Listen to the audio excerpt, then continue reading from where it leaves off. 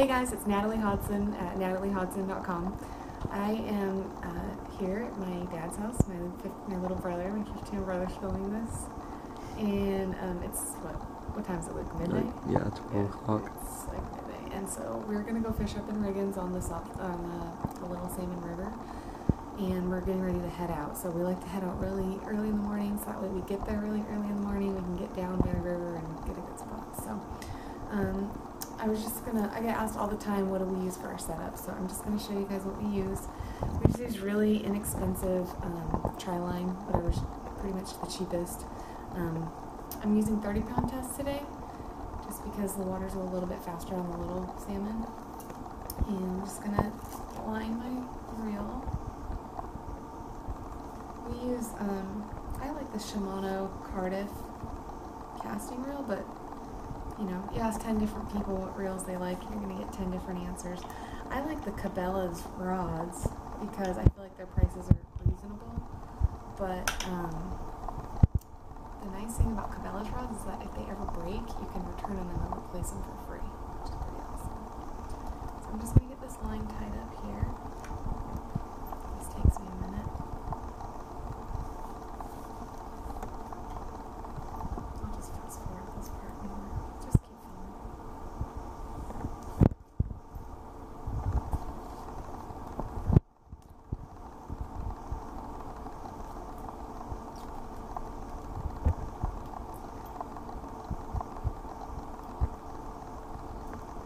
Alright, so I just tie a little square knot.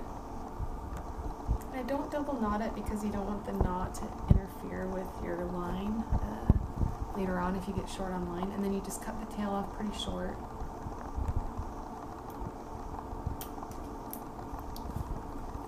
And then you just hold the line tight so it's not so curly from the roll. And you reel.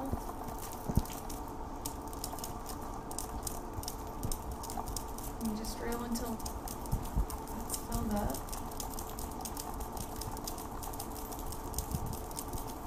Now I'm going to show you how we rig up our reels. There's a lot of different ways to skin the cat. So you talk to somebody else and they might tell you that they do it a completely different way, but this is how I do it, this is how I've done it for the last 10 years, and I've taught all my brothers to do it, and we always catch a lot of fish. So somebody else might say, no, you need to tie your knot a different way, or you need to use a different setup, but I'm just showing you how we do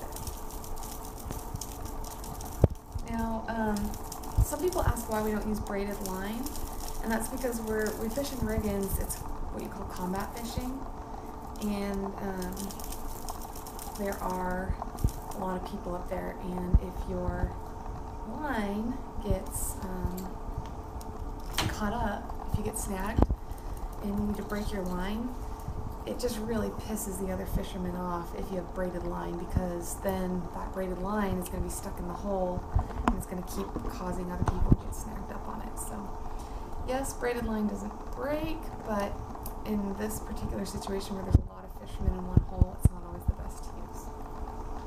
So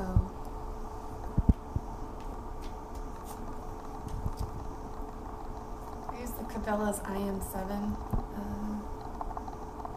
tourney trap rod, and I like the 7.5 foot, but that's a lot shorter than what a lot of other people use for salmon fishing.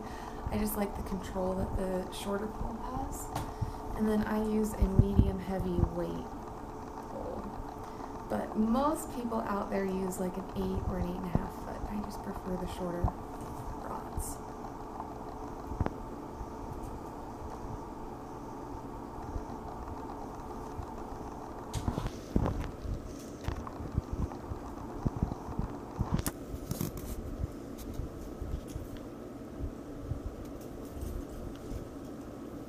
Can you hold that first?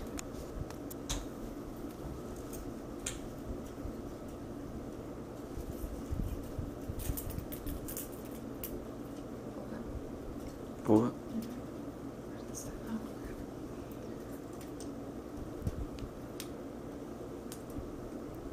Oh. Yeah,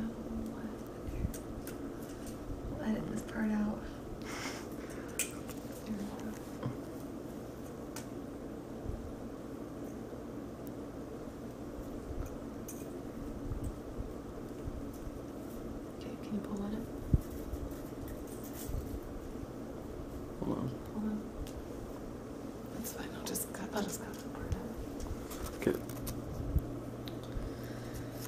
Okay, so the first thing that we do is we cut a piece of rubber tubing. I just got this at Cabela's.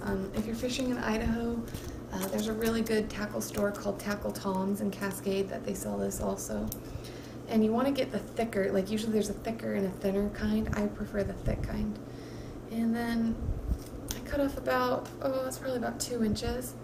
And then you go about a third of the way down and you fold it in half. You can also use fingernail clippers if you don't have these little scissors.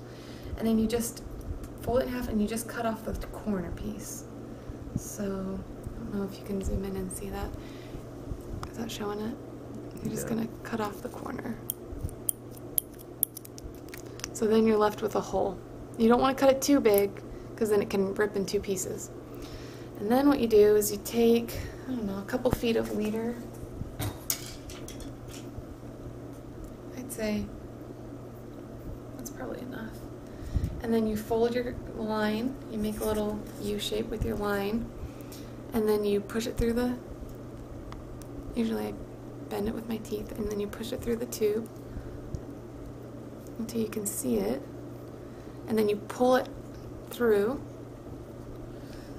and then you wrap it around the edge of the rubber, and then you pull that through. So it's nice and tight. So then what you're going to do is you're going to put your lead weight in the end of this tube. And let me show you what we use for that. We use lead coil, and I prefer the hollow, or excuse me, the solid kind, not the kind that's hollow in the middle. And then I'm not going to put this in now because we're just going to, once we get up there, we're going to look at the water and determine how much we need. Usually you're going to use anywhere from 1.5 ounces if the water's a little bit lower to even up to 3 ounces if the water is a little bit higher. You can also use the sinker egg weights. And then what you do is you just, usually you're probably going to use about that much, and then you just take a pair of pliers and snip that off, and then you push the lead into the end of the tubing. Sometimes you have to just kind of spit in it to make it fit. So, but we're not going to do that right now because I don't know what the water looks like. So once you have your lead in, then you come down to the end. Now in the state of Idaho, you have to use barbless hooks. So my brother here went ahead and pushed back all these barbs for us. Some stores sell barbless hooks, and then we like the gamakatsu kind because they're really sturdy. It's the worst when you buy a cheap set of hooks, a pack of hooks, and you get a really strong fish and it bends your hook and you lose it. So you can see my brother took a pair of pliers and he pushed the barb back because in Idaho it's illegal to use a barb. And then you just hold the hook so that way its curve is facing the ground. I hold it in my left hand, and then with my right hand I push the line through and I make a U, and then you tightly pinch the top of that curve on the top of the hook, and then I wrap it 5, 6, 7, 8 times. 3, so you wrap it really tightly. Can you see there? 4, 5, 6, I'll do 7 today. It doesn't really matter, that just makes the knot a little bit tighter. So you just really want to make sure you're holding on to those loops and that it's not unraveling. And then what you do is you're going to switch. So right now I'm holding the loops with my left finger, and I'm going to switch so I'm holding the loops with my right finger. I'm going to put the tail in my mouth while I do that. So that's the tricky part. If your loops kind of come unloose, you have to redo it. And then you take this and you push it through your loop, and then you just pull really tight.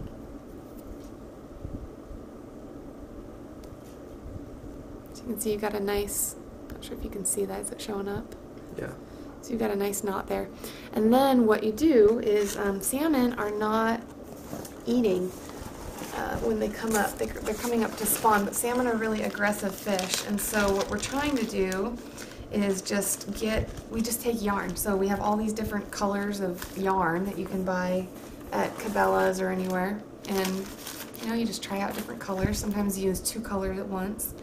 And you cut off about 1 inch. You don't want too much because then the fish can snap at the yarn and miss the hook. So you usually cut off about that much. And then